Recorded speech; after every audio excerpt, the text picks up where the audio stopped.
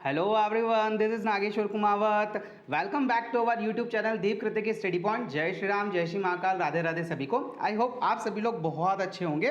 आज हम लोगों का डेमो क्लास थर्ड है। इसके पहले हम लोग 2 क्लासेस ले चुके हैं। लास्ट वाले क्लास में हम लोगों ने मेथड ऑफ चार्जिंग के बारे में डिस्कस किया था। There are 3 types of method. The first one was friction, second conduction and the third one is induction. Okay, आज हम लोग प्रॉपर्टीज ऑफ चार्जेस के बारे में डिस्कस करेंगे, कुछ न्यूमेरिकल्स करेंगे। जैसा कि मैंने आप लोगों को स्टार्टिंग क्लास में बताया था कि न्यूमेरिकल्स आपको डराने के लिए बिल्कुल नहीं होते, बहुत अच्छे तरीके से, है ना भाई, ये तुम्हारा समझाएगा तुमको कि न्यूमेरिकल्स को कैसे डील किया जाता है। वो तुम्हारी अंडरस्टैंडिंग को बढ़ाते हैं ना, तुम्हारी फिजिक्स की समझ को डेवलप करते हैं। उसके बाद अगर टाइम रहा तो तुम्हारी फिजिक्स का फर्स्ट चैप्टर का या फिर कह लो कि इस पूरे साल का सबसे पहला लो भी हम लोग देखेंगे। तो चलिए विदाउट वेस्टिंग टाइम स्टार्ट करते हैं आज की क्लास हम लोग। सो बेटा, सबसे पहले आज हम लोग बात करेंगे प्रॉपर्टीज ऑफ चार्जेस के बारे में, है ना। तो पहली प्रॉपर्टी, जैसा कि आप लोग स्क्रीन पे देख पा रहे हो कि same charges generally repel but में अट्रैक्ट, है ना। क्या मतलब हुआ इसका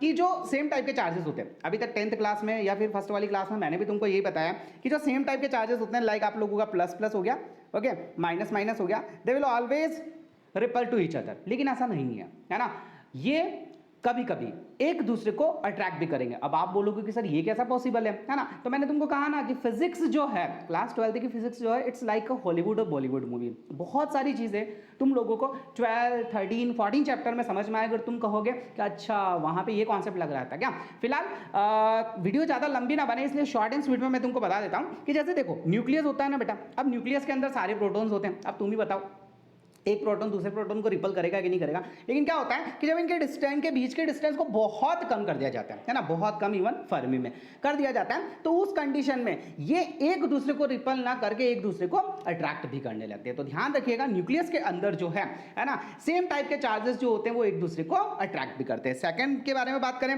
सो अपोजिट चार्जेस में ऑलवेज मस्ट अट्रैक्ट, है ना। अगर अपोजिट टाइप के चार्जेस है, लाइक आप लोगों का पॉजिटिव हो गया, नेगेटिव हो गया, आइदर नेगेटिव और पॉजिटिव हो गया, तो ये हमेशा एक दूसरे को अट्रैक्ट ही करेंगे। यहां पे किसी टाइप का कोई रिपल्शन नहीं होता। उसके बाद हम लोग बात करेंगे कि mass is always transferred in charging process. उस दिन मैंने बताया था कि जब भी हम किसी बॉडी को चार्ज करते हैं, लाइक ये आप लोगों का फर्स्ट बॉडी है, ये आप लोगों का सेकंड बॉडी है, तो बेटा इसके साथ में क्या होता है, इलेक्ट्रॉन्स का ट्रांसफर होता है ना। इलेक्ट्रॉन क्या होता है, ट्रांसफर होता है। तो अगर इलेक्ट्रॉन ट्रांसफर हो रहे हैं, है ना, तो भूलिएगा मत, चाहे बहुत कम हो, लेकिन इलेक्ट्रॉन का मास भी होता है ना। तो अगर इलेक्ट्रॉन एक जगह से दूसरी जगह जा रहा है, अगर इलेक्ट्रॉन एक जगह से दूसरी जगह जा रहा है, सो डेफिनेटली जो ऑब्जेक्ट्स हैं उनका मास भी डिफर करेगा। ओके, फिर उसके बाद में नेक्स्ट बात करते हैं हम लोग कि charge is invariant, that means it doesn't depend on frame of reference और स्पीड। अब जैसे कि अगर आप लोगों को कोई पूछे,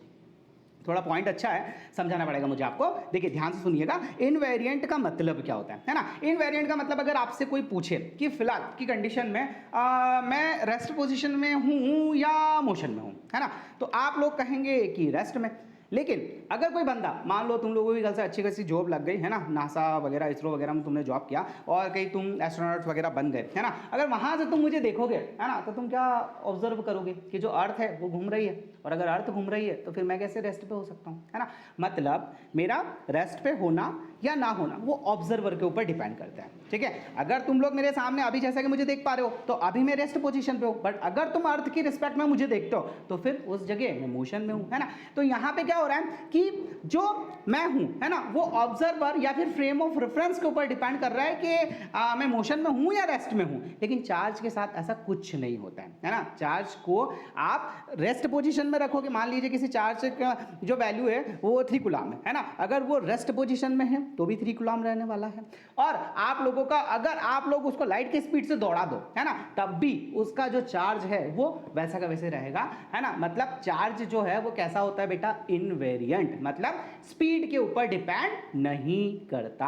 आई होप ये पॉइंट आप लोगों को बहुत अच्छे से समझ में आया होगा। चलिए नेक्स्ट पॉइंट की तरफ चलते हैं। अब हम लोग बात करते हैं कि the value of charge on body is quantized. अब ये क्वांटाइज्ड का मतलब क्या होता है ना, क्वांटाइज्ड का मतलब क्या होता है। देखो पहले क्वांटाइज्ड का मतलब समझो। क्वांटाइज्ड का मतलब ये रहता है, क्वांटाइज्ड का मतलब ये होता है कि जो लाइट होती है ना, लाइट वो एक तरह से मानो कि एक बंडल की फॉर्म में, है ना, बंडल की फॉर्म में जो है वो ट्रांसफर होती है। है ना। अब बंडल की फॉर्म से मतलब कैसे, जैसे मान लो तुमको पार्ले जी खाना है ना, अगर तुमको पार्ले जी खाना है तो पार्ले जी की मिनिमम क्वांटिटी तुमको 2 रुपए वाले पैकेट में मिलेगी, है ना। 2 रुपए से कम का पार्ले जी आता ही नहीं है। अगर मान लो तुम मार्केट में जाके बोलो कि भैया मुझे 1 रुपए का पार्ले जी दे दो, तो इज इट पॉसिबल?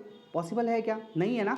अगर तुम लोग मैगी, नॉर्मली मैगी आप लोग सभी खाते ही हो, है ना। अब मैगी का पैकेट जैसे मान लो मार्केट में 5 या 6 रुपए में मिलता है ना, लेकिन अगर तुम लोग जिद पड़ जाओ कि नहीं मुझे तो 2 रुपए की मैगी दे दो, तो वो पॉसिबल है क्या? भगा देगा तुमको दुकान वाला। तो यहाँ पे क्या हो रहा है कि इनकी जो मिनिमम वैल्यू है ना बेटा, वो एक पैकिंग, है ना, एक बंडल की फॉर्म में है। जैसे 5 रुपए हो गया, 6 रुपए हो गया, पर्टिकुलर जितनी मैगी देनी उतनी उसको तुमको लेनी ही पड़ेगी, है ना। अब चार्ज की भी जो है वो प्रॉपर्टी होती है, और ये क्या प्रॉपर्टी होती है कि जब भी अगर एक बॉडी से दूसरी बॉडी में चार्ज ट्रांसफर हुआ, अगर एक बॉडी से दूसरी बॉडी में चार्ज ट्रांसफर हुआ, तो वो हमेशा इंटीग्रल मल्टीपल ऑफ इंटीजर की फॉर्म में ट्रांसफर होता है ना। जैसे कि आप लोगों को यहाँ पे q इज टू एन देख पा रहे हो, मतलब कहने का ये है कि n की वैल्यू या तो 1 होगी या 2 होगी या 3 होगी या 4 होगी, मतलब एक कंप्लीट जो है ना, वो आप लोगों को इंटीजर होगा। वो कभी भी ऐसा नहीं होगा कि चार्जेस जो जा रहे हैं वो 1.5 चले गए, 2.25 चले गए, है ना, और 2.3 चले गए, ऐसा कभी नहीं होगा। अगर आप लोगों का एक बॉडी से दूसरी बॉडी में, है ना, मतलब चार्ज की वैल्यू आप लोगों को या तो 1.6 इंटू 10 पावर माइनस 19 मिलना है, या फिर डबल कर दो 3.2 इंटू 10 दी पावर माइनस 19 मिलना है, या फिर ट्रिपल कर दो 4.8 इंटू 10 दी पावर माइनस 19 मिलना है। मतलब वो हमेशा बेटा आप लोगों को इंटीग्रल मल्टीपल की फॉर्म में ही मिलने वाली है। आई होप आप लोगों को बहुत अच्छे से समझ। चलिए नेक्स्ट के बारे में बात करते हैं। अब बात करते हैं हम लोग charge is conserved. Charge is conserved का मतलब क्या होता है? चार्ज इज कंजर्व्ड का मतलब जैसे कि हम लोग, है ना, ये वैसे डेफिनेशन कंजर्वेशन वर्ड तुमने आई थिंक 6th 7th से सुनना स्टार्ट कर दिया होगा। हमेशा इसकी डेफिनेशन एक ही होती है ना, चाहे वो एनर्जी हो, चार्ज हो या कुछ और हो, कि it can not be create और नॉट डिस्ट्रॉय। ना तो आप उसको बना सकते हो, ना आप उसे डिस्ट्रॉय कर सकते हो। आप सिर्फ क्या कर सकते हो, एक से दूसरे में ट्रांसफर कर सकते हो, है ना। लेकिन देखो यहाँ पे एक बहुत इंटरेस्टिंग चीज़ मैं तुमको बताता हूँ, है ना। क्या इंटरेस्टिंग चीज़ है कि जो चार्ज होता है ना बेटा, जैसे कि अभी अमेरिका हाथ धो के ईरान के पीछे पड़ा हुआ है। कौन सी शर्त है उसकी ये शर्त है कि कैसे भी करके, है ना, मतलब वो न्यूक्लियर वेपन उसको नहीं बनाने देना चाहता, है ना। अब ये न्यूक्लियर वेपन के इतना पीछे क्यों पड़ा है वो, है ना, क्यों पड़ा है इतना पीछे? हो सकता है ना, जैसे कि फॉर एन एग्जांपल मान लो ये बॉटल है पानी का, है ना, तो क्या मैं इसे खत्म नहीं कर सकता? क्या नहीं खत्म कर सकता? मान लो मेरे पास या जो है ये कवर है ना, क्या मैं इसे डिस्ट्रॉय नहीं कर सकता? तो कितनी इंटरेस्टिंग बात है कि इसके अंदर का जो चार्ज है ना, इसके अंदर का जो चार्ज है वो आप डिस्ट्रॉय नहीं कर सकते, क्रिएट नहीं कर सकते, लेकिन, है ना, लेकिन वो चार्ज जिस मटेरियल पे है उस मटेरियल को आप डिस्ट्रॉय कर सकते हो। अब ये थोड़ी खोपड़ी तुम्हारी घूम रही होगी, है ना, बोले सर ये क्या बोल रहे हो, कुछ समझ में नहीं आ रहा है। देखो मैं समझाता हूँ तुमको। जैसे मान लो जो तुम्हारा इलेक्ट्रॉन होता है ना, इलेक्ट्रॉन, है ना, इलेक्ट्रॉन का एक भाई होता है ना, पता है तुमको कौन होता है? हाँ, मुझे तुमसे यही उम्मीद थी। प्रोटॉन नहीं होता बेटा, एक होता है इलेक्ट्रॉन का भाई होता है जिसको बोलते हैं हम लोग पॉजिट्रॉन, है ना। बस ये फर्क होता है। जैसे प्रोटॉन होता है ना, तो मैंने तुमको फर्स्ट क्लास में बताया था कि प्रोटॉन और इलेक्ट्रॉन के मास में तो भयंकर डिफरेंस है ना, मतलब 1800-1900 का डिफरेंस है। मैंने बताया था ना 1837, है ना, टाइम्स जो है आप लोगों का प्रोटॉन का मास होता है, किसका? इलेक्ट्रॉन का। ठीक है, तो ध्यान रखिएगा कि आपका अगर प्रोटॉन के मास के बारे में बात करें तो वो इलेक्ट्रॉन के मास के 1837, है ना, टाइम्स होता है। ठीक है, अब यहां पे अगर हम लोग बात करें तो ये जो इलेक्ट्रॉन है और इसका भाई जो पॉजिट्रॉन है बेटा, है ना, ये दोनों का मास सेम होता है, बस इनका जो चार्ज होता है ना, नेचर उसका वो अपोजिट होता है। ये नेगेटिव है और ये पॉजिटिव है। अब जब आपका इलेक्ट्रॉन जो है ना, वो पॉजिट्रॉन से मिलता है बेटा, ठीक है, जब इलेक्ट्रॉन पॉजिट्रॉन से मिलता है तो क्या होगा, है ना, चार्ज तो आपका नेट कितना हो जाएगा? 0 हो जाएगा भैया। यहाँ पे देख लो प्लस माइनस जो है वो दोनों मिलकर खत्म हो गया, नेट चार्ज जो है यहाँ पे कितना हो गया? 0 हो गया। अब ये दोनों जब मिलते हैं ना बेटा तो क्या होता है? लाइट बनती है। क्या बनती है? आपकी लाइट बनती है ना। और कौन सी वाली लाइट बनती है बेटा? ये आप लोगों का गामा, है ना, गामा फोटोन वाली लाइट बनती है। अब गामा फोटोन की लाइट बनी, है ना, तो देख लो यहाँ पे आपके इलेक्ट्रॉन और प्रोटॉन तो खत्म हो गए ना, है ना, लेकिन उसने नया प्रोडक्ट बना दिया। कौन सा बना दिया? लाइट। लेकिन यहाँ पे अगर देखो तो इसका चार्ज भी न्यूट्रल है ना, और लाइट के बारे में अगर बात देखो तो इसका चार्ज भी न्यूट्रल है। मतलब जितना चार्ज पहले था, है ना, रिएक्शन के पहले जितना आप लोगों का चार्ज था उतना का उतना चार्ज आप लोगों की प्रोसेस के बाद भी है, प्रोडक्ट बनने के बाद भी है। तो ध्यान रखिएगा, चार्ज जो होता है ना बेटा वो हमेशा कंजर्व होता है ना, हमेशा कंजर्व होता है। ना तो आप इसको डिस्ट्रॉय कर सकते हो और ना आप इसको क्रिएट कर सकते हो। आई होप ये कहानी आप लोगों को बहुत अच्छे से समझ में आई होगी। आगे बात करते हैं कि चार्ज इज स्केलर क्वांटिटी। अब क्या मतलब होता है स्केलर क्वांटिटी का? मतलब जिसमें डायरेक्शन का कोई रोल ही नहीं होता है ना। अब उसके बाद होता है कि एडिटिविटी ऑफ चार्ज। सब ये एडिटिविटी ऑफ चार्जेस क्या होती है? जैसे कि फॉर एन एग्जांपल ये देखो बलून है ना, मान लो न्यूट्रल बॉडी है, क्या करूँगा, रब किया मैंने है ना, मान लो 5 कूलम चार्ज आ गया, फिर और रब कर दूँ 7 आ गया, और रब कर दूँ 10 आ गया, है ना। तो क्या हो रहा है, चार्ज जो है ना, चार्ज अगर स्केलर क्वांटिटी नॉर्मली मैथ्स की तरह आप उसको प्लस माइनस कर सकते हो, है ना। जैसे कि आप मान लीजिए कि मेरे पास यहाँ पे पहले एक बॉडी है, जस्ट अ मिनट, तुमको आई होप कैमरा बीच में तो नहीं आ रहा, नहीं आ रहा है ना। चलिए जैसे कि मान लीजिए मेरी एक बॉडी है ना। अब यहाँ पे पहले इसके पास 2 माइक्रो कूलम था, है ना। दूसरे वाले बॉडी के पास में इसको लेके आया, ठीक है। तो अभी यहाँ पे मान लीजिए मेरे पास 3 माइक्रो कूलम या 4 माइक्रो कूलम हो गया, है ना। अब वही वाली कहानी याद है ना आपको, मैंने इन दोनों को कांटेक्ट में लेके आया, है ना। तो कैसे क्या निकालेंगे आपको पता है, Q1 plus Q2 divided by 2। तो 4 और 2 कितना हो जाएगा, 6 डिवाइडेड बाई कितना हो जाएगा 2। तो 3 माइक्रो कूलम इस पे आ जाएगा और 3 माइक्रो कूलम आप लोगों का इस पे आ जाएगा। तो अगर हम लोगों को नेट चार्ज पता करना है ना, जैसे अगर मैं बात करूँ है ना, इन दोनों की टोटल चार्ज के बारे में अगर मैं बात करूँ, है ना, तो देखो इन दोनों का जो टोटल चार्ज बनेगा बेटा वो कितना बनेगा, Q1 प्लस Q2, है ना। और Q1 कितना है आप लोगों का 2 और ये कितना है आप लोगों का 4, सो दैट विल बी 6, है ना। तो 6 माइक्रो कूलम जो है ये इन दोनों का नेट चार्ज है बेटा, है ना। इन दोनों बॉडीज के बाद देखा जाए तो नेट चार्ज है ना। और अगर आप दोनों को इक्वली देखो, है ना, कि भैया दोनों पे कितना डिस्ट्रीब्यूट हुआ, तो उसका तरीका मैंने इसकी पहले वाली क्लास में आप लोगों को बताया ही था। आई होप ये वाला पॉइंट पे आपको अच्छे से समझ में आया होगा।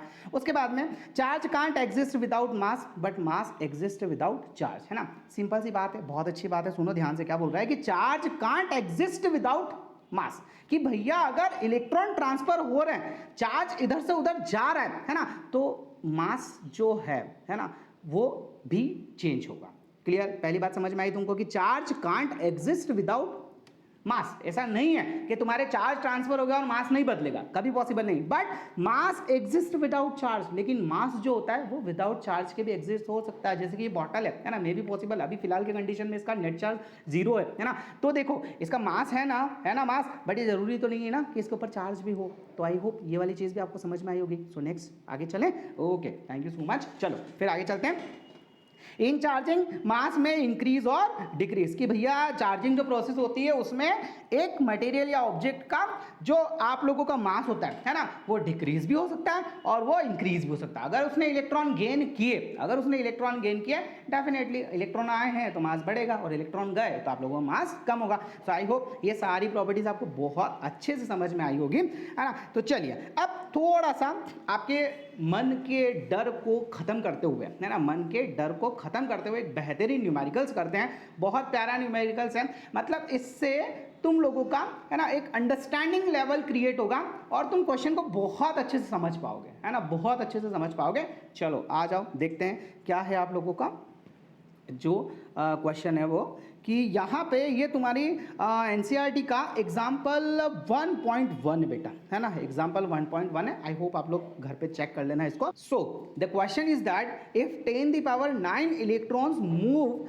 Out of a body to another body every second, है ना, कि भैया क्वेश्चन सीधा सा ये है कि आप लोगों का ये एक बॉडी है, इस बॉडी से अगर आप लोगों का 10⁹, है ना, इतने इलेक्ट्रॉन पर सेकेंड जा रहे हो बेटा, है ना, 10⁹ इतने इलेक्ट्रॉन्स पर सेकेंड जा रहे हो, तब इस बॉडी को 1 कूलम ऑफ चार्ज ट्रांसफर होने में कितना टाइम लगेगा, सीधा सा तुम्हारा क्वेश्चन है। अब सबसे पहले तो ये देखो कि तुम्हारा 10⁹ का मतलब क्या होता है। 10⁹ का मतलब है आप लोगों का 1 2 3 4 5 6 7 8 9, है ना, मतलब ये आप लोगों का 100 करोड़, है ना। मतलब ये कहना चाहता है कि पर सेकेंड 100 करोड़ इलेक्ट्रॉन्स अगर ट्रांसफर हो रहे हैं मेरे दोस्तों।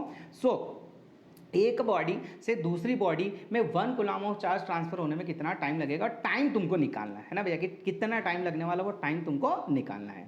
बढ़िया क्वेश्चन है, चलो लगाते हैं, है ना, दौड़ाओ अपने दिमाग के घोड़े। कैसे करोगे, तो देखो हम लोग मान लेते हैं, है ना, सबसे पहले हम लोग ये निकाल लेते हैं कि 1 सेकंड के अंदर कितना चार्ज ट्रांसफर हो सकता है ना। सो चार्ज ट्रांसफर सॉल्यूशन देखेंगे हम लोग इसका, कि charge transfer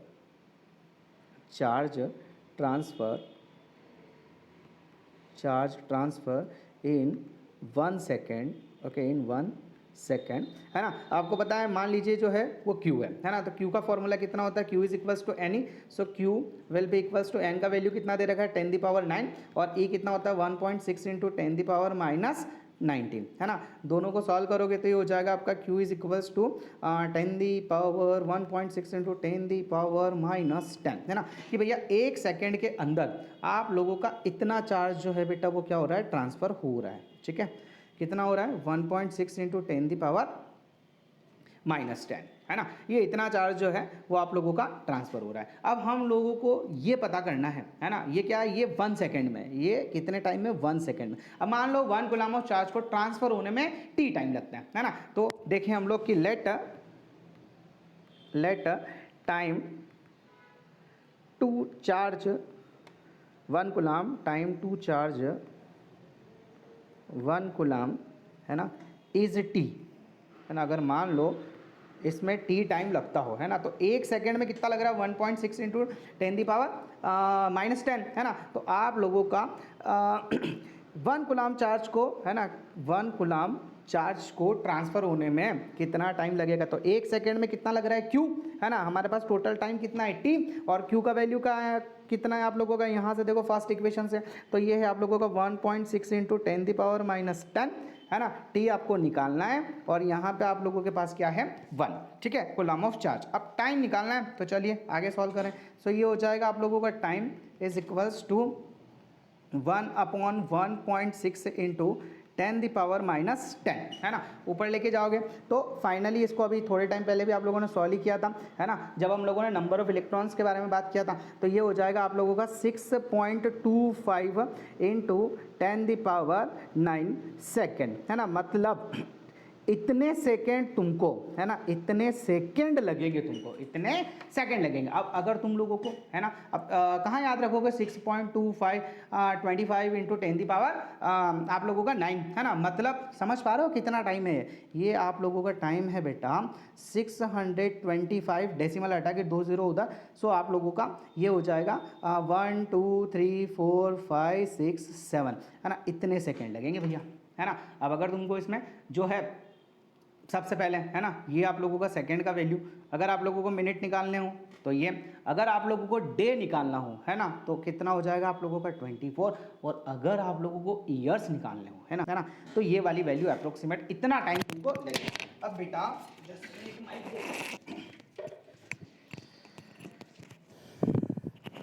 okay, audio clear है, चलिए, है ना। अब जब आप इस चीज़ को सॉल्व करते हो ना, so you will get that approximate बेटा जो आपका टाइम आता है ना, वो आता है 198 ईयर्स। लगा झटका कि अगर एक बॉडी से, है ना, अगर एक बॉडी से दूसरी बॉडी में 10⁻9 यानी कि 100 करोड़ इलेक्ट्रॉन पर सेकेंड ट्रांसफर होना, तो भी दूसरी बॉडी को 1 कूलम चार्ज देने में कितना टाइम लग जाएगा बेटा 198 ईयर्स। मतलब 198 ईयर्स का मतलब अगर मोटा मोटा 200 भी मानूं, है ना, तो मतलब आज से 100 साल पीछे जाऊं तो अभी चल रहा है आप लोगों का 25, इससे पहले आया होगा 1925, उससे पहले होगा 1825, है ना, 57, अच्छा 1857 की क्रांति के भी पहले, है ना, मतलब 57 के हिसाब से बात करो तो 30 साल और पहले की बात कर लो, है ना।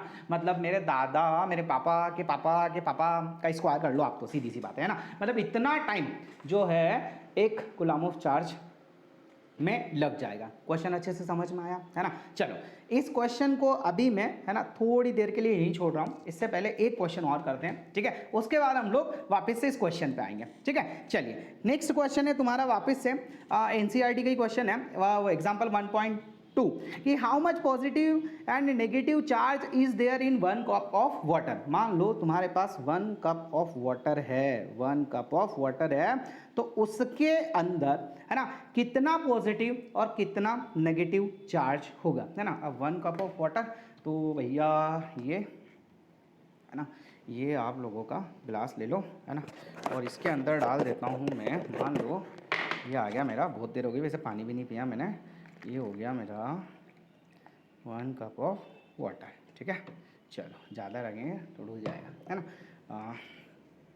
सो भैया क्वेश्चन सीधा सा ये है ना भाई मेरे, क्वेश्चन सीधा सा ये है। अच्छा सबसे पहले तो ये बताओ कि ये जो तुम्हारा है ना, ये जो तुम्हारा ग्लास है ना, इसके अंदर चार्ज होता है कि नहीं होता है?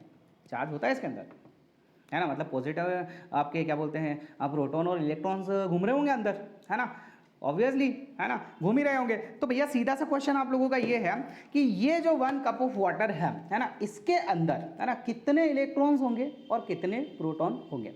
अब तुम लोगों ने ये देखा इसके पहले वाले क्वेश्चन में, क्या था क्वेश्चन कि अगर 10 दी पावर है ना 10 दी पावर ट्रांसफर हो तो भी सिर्फ 1 कूलम ऑफ चार्ज को ट्रांसफर होने में कितना टाइम लग रहा था, 198 ईयर्स।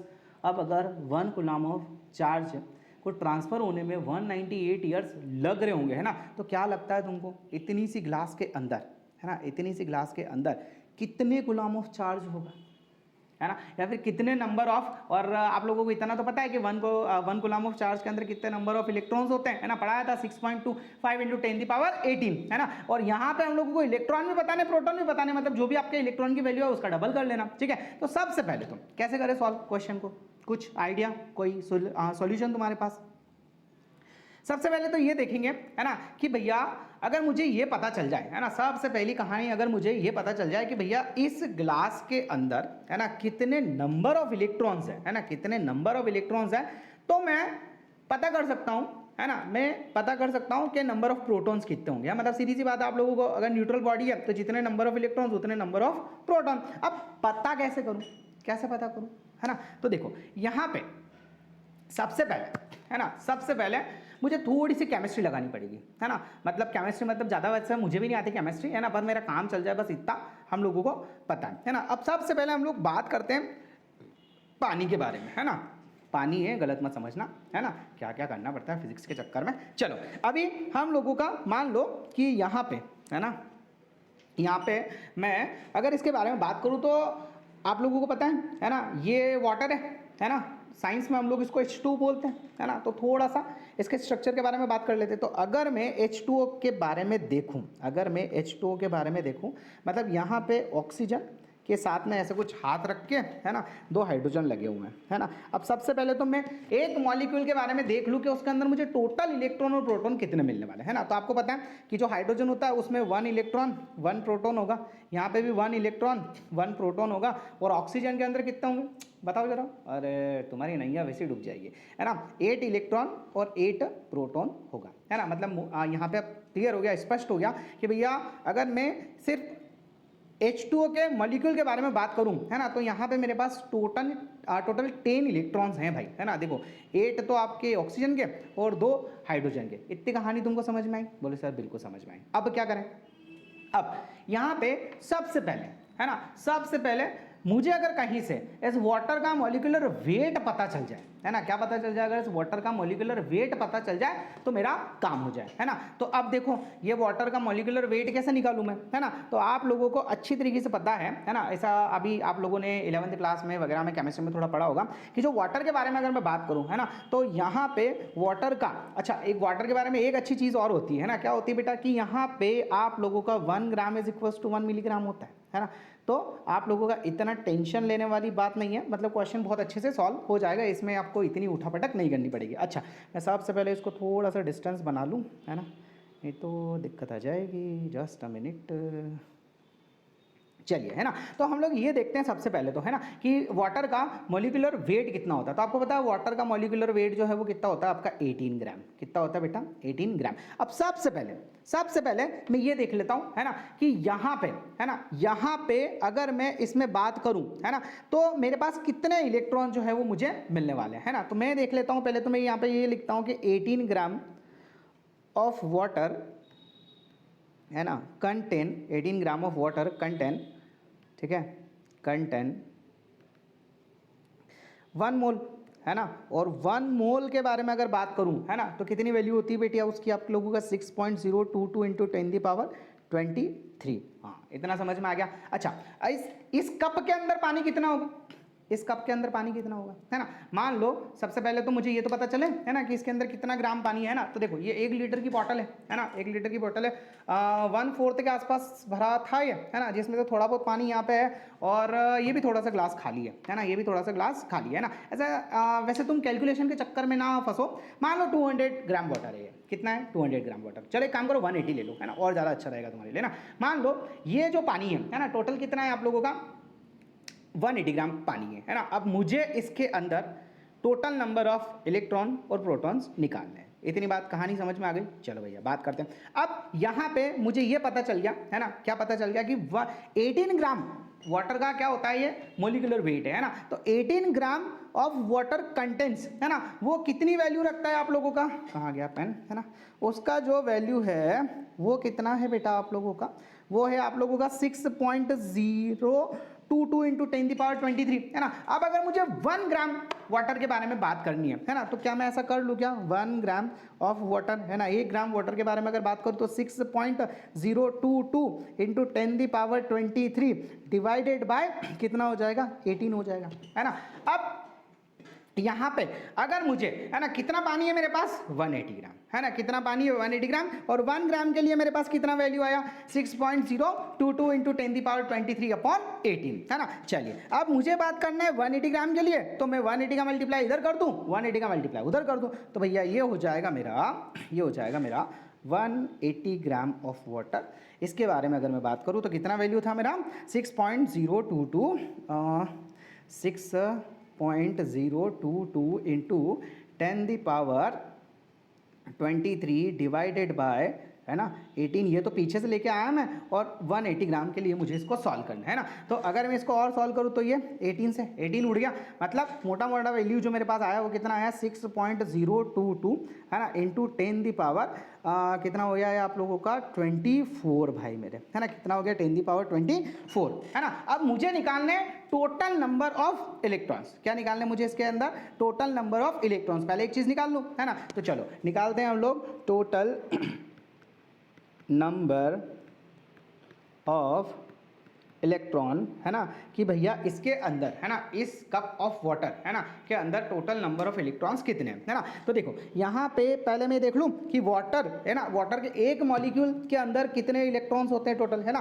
तो अगर 1 मोल के अंदर बात करूँ मैं, है ना, तो वो देखो यहाँ पे मैंने गिनवाए थे आपको 8, तो ये रहे 9 और 10, टोटल कितने होते हैं 10 होते हैं। तो यहाँ पे टोटल नंबर ऑफ इलेक्ट्रॉन्स देखे जाए तो हो जाएगा 6.022 इंटू 10⁻24, सॉरी पॉजिटिव में आएगा 10⁻24 इंटू 10, है ना। यानी कि यहाँ पे, है ना, अगर मैं देखूँ, है ना, तो मेरा वैल्यू कितना हो गया 6.022 इंटू 10⁻25, है ना। ये हो गया मेरे टोटल नंबर ऑफ इलेक्ट्रॉन्स, है ना। अब मुझे देखना है ना, मुझे देखना है कि भैया इस पे चार्ज कितना है ना, वैल्यू कितनी है, ठीक है। तो मैं क्या करूँ, मुझे पता है कि Q इज इक्वल्स टू कितना होता है Ni, है ना। अब मुझे पता चला यहाँ पे कि मेरे पास जो नंबर ऑफ इलेक्ट्रॉन्स है बेटा, है ना, वो कितने हैं, नंबर ऑफ इलेक्ट्रॉन्स है मेरे पास 6.022, है ना, इंटू 10⁻25, ठीक है, इंटू आपका ई का वैल्यू कितना होता है 1.6, कैमरा बीच में आ रहा है, नहीं आ रहा है, 1.6 इंटू 10⁻−19, है ना, 10⁻−19, जस्ट अ मिनट, नहीं आ रहा है कैमरा बीच में, है ना। अब भाई मेरे अगर इन सब को तुम सॉल्व करो, है ना, इन सब को सॉल्व करो, सो मोटा मोटा तौर पे, है ना, ये देखो 10⁻25 और 10⁻19, है ना, इसको अगर सॉल्व करोगे तो ये हो जाएगा तुम्हारा 10⁻6 और ये हो जाएगा 16 6 9.6, है ना, मतलब ये हो गया तुम्हारा 9.6 इंटू 10⁻6, यानी कि यहाँ पे, है ना, यहाँ पे जो नेट चार्ज है आपका, है ना, यहाँ पे जो नेट चार्ज है वो हो जाएगा तुम्हारा कितना हो जाएगा तुम्हारा, वो हो जाएगा तुम्हारा मोटा मोटा अगर इसको देखें, है ना, तो 96 1 2 3, है ना, 4 एंड 5, तो ये हो गया तुम्हारा 96 लाख, कितना बेटा 96 लाख, है ना। क्या पूछा था इसने क्वेश्चन, जरा फिर से आ जाओ क्वेश्चन पे, है ना, क्योंकि इतने क्वेश्चन भूल गए होंगे तुम, है ना।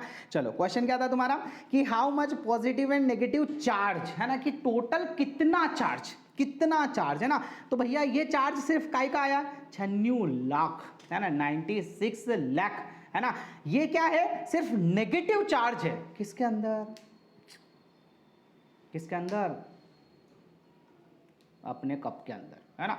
अब अगर है ना तुमको टोटल निकालना है, ये तो सिर्फ इलेक्ट्रॉन है, और अगर तुमको इलेक्ट्रॉन और प्रोटॉन दोनों का चाहिए तो डबल कर दो। अब आ जाते हैं हम लोग हमारे पहले वाले क्वेश्चन के ऊपर, है ना। तो 96 लाख ये हुआ। अगर तुम लोगों को यहाँ पे क्या करना है, तो आपका प्रोटॉन और इलेक्ट्रॉन दोनों के लिए निकालना है, तो ये सिर्फ इलेक्ट्रॉन के लिए था, आप इसमें मल्टीप्लाई बाय 2 कर लो, आंसर मुझे कमेंट में बता देना, है ना। तो इतना चार्ज है ना बेटा, इतना चार्ज जो है ना वो तुम्हारे इसके अंदर होता है। भेजा घूम गया होगा तुम्हारा, है ना भेजा घूम गया होगा तुम्हारा कि सिर्फ इतनी सी ग्लास के अंदर, है ना, इतनी सी ग्लास के अंदर अगर इतना, है ना, चार्ज है ना, 96 लाख मल्टीप्लाई बाय 2, है ना, इतना चार्ज अगर इतनी सी ग्लास के अंदर है, और वहां पे क्या देखा था हमने कि अगर एक बॉडी से दूसरी बॉडी में, है ना, एक बॉडी से दूसरी बॉडी में 100 करोड़ इलेक्ट्रॉन्स भी पर सेकेंड ट्रांसफर हो तो भी उसको कितना लग रहा था, 198, कितना, 198 ईयर्स, है ना। तो अब, है ना, अब अगर इतने सारे चार्ज को, है ना, ट्रांसफर करना पड़े तो सोचो तुम्हारा क्या होगा। अब यहाँ पे सबसे बड़ी सोचने वाली बात है ना, कि ये 1 कूलम ऑफ चार्ज को 198 ईयर्स आखिर लगते क्यों हैं, है ना। तो देखो बेटा, उसका सीधा सा कॉन्सेप्ट ये है ना, कि एक थोड़े टाइम पहले एक मूवी आई थी अच्छे से, है ना, कि भाई चार्ज होता सबके पास है ना, लेकिन देता कोई नहीं है ना। तो क्या होता है बेटा कि हर बॉडी, हर मटेरियल के पास बहुत सारा चार्ज होता है। जैसे कि तुम लोगों ने इतने से कप ऑफ वाटर के बारे में देखा, है ना, कि हम लोगों का 96 इंटू 2, है ना, इतने लाख जो चार्ज है ना, वो इस पानी के अंदर है ना, इतना चार्ज इसके अंदर प्रेजेंट है आप लोगों का। लेकिन फिर भी 1 कूलम ऑफ चार्ज, सिर्फ 1 कूलम ऑफ चार्ज, है ना, पास करने में, है ना, वहां पे कितना हो गया, 96 लाख कूलम, है ना, मल्टीप्लाई बाय 2, इतना चार्ज जो है सिर्फ एक वाटर में, और 1 कूलम ऑफ चार्ज को ट्रांसफर करने के लिए 198 ईयर्स। तो क्या होता है बेटा कि कोई भी बॉडी जो होती है ना, कोई भी बॉडी, वो बहुत मुश्किल से अपना चार्ज छूटती है ना। मतलब होता सबके पास है ना, लेकिन देता कोई नहीं है। आई होप ये दोनों के दोनों क्वेश्चन तुमको बहुत अच्छे से समझ में आए होंगे, है ना, बाकायदा, है ना, इसने तुम्हारी अंडरस्टैंडिंग को बहुत अच्छे से बढ़ाया होगा। और एक बार में ये तुमको समझ में आने वाले क्वेश्चंस नहीं है ना। अगर फिर भी इन क्वेश्चंस में तुमको किसी टाइप का कोई प्रॉब्लम हो, सो आप प्लीज़ मुझे कमेंट बॉक्स में ज़रूर लिखिएगा। और ये दोनों के दोनों न्यूमेरिकल्स तुमको कम से कम 2 से 3 बार देखना पड़ेंगे, 2 से 3 बार देखना पड़ेंगे, समझना पड़ेंगे, तब जाके, है ना, तुमको समझ में आएगा, है ना, तुमको समझ में आएगा कि कहानी क्या है ना। और देखिए यहाँ पे मे भी पॉसिबल तुम्हारा एनसीईआरटी का क्वेश्चन जो है वो अलग हो, क्योंकि उन्होंने पानी जो है वो कुछ और ले रखा हो, मैंने यहाँ पे कुछ और ले रखा है, तो इसके आंसर्स जो हैं वो अलग अलग हो सकते हैं। तो उसमें आप कभी ऐसा हो तो टेंशन मत लीजिएगा। वेल, बहुत देर हो गई, पानी पी लूँ मैं, 2 मिनट, है ना। चलो,